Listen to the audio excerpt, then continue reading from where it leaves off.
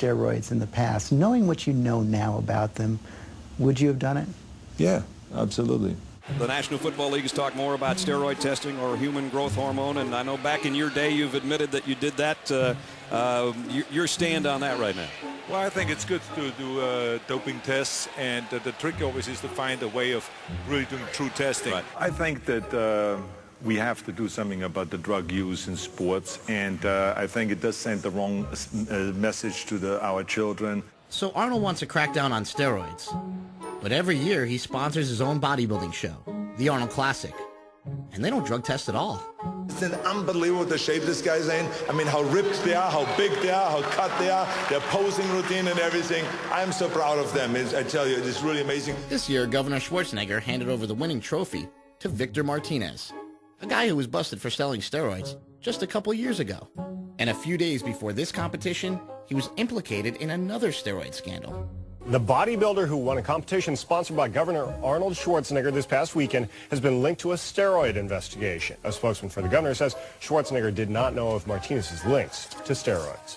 Come on, Arnold. What do you mean you didn't know? Okay, let's compare. Here's Arnold Schwarzenegger when he was on steroids. 6'2", 235 pounds. And here's Victor Martinez, 7 inches shorter and 15 pounds heavier. Give him a big hand. Come on, big hand. You know, I've been calling Arnold's office for over a year to get an interview, but his people keep telling me that his position on steroids is very clear. So the only way to get an answer was to track him down myself at a place I knew he would show up, Muscle Beach. It was just a few weeks before the governor's re-election, and Arnold went to where he knew he could depend on support to cement his voting base. This was my big chance. I waited for hours.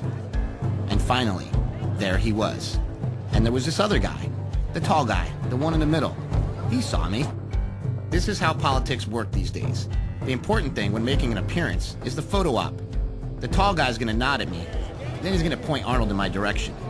Arnold, his instincts honed by years of being a huge star, instantly sizes up the situation, notices the various cameras, and decides to use me to further his re-election bid.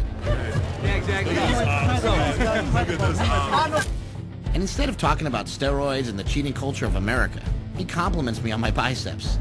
And we end up on the cover of the LA Times. Oh, there it is! Oh my God! Not that I mind. After all, it was kind of like a dream come true. Son of a bitch. But I still have all these unanswered questions.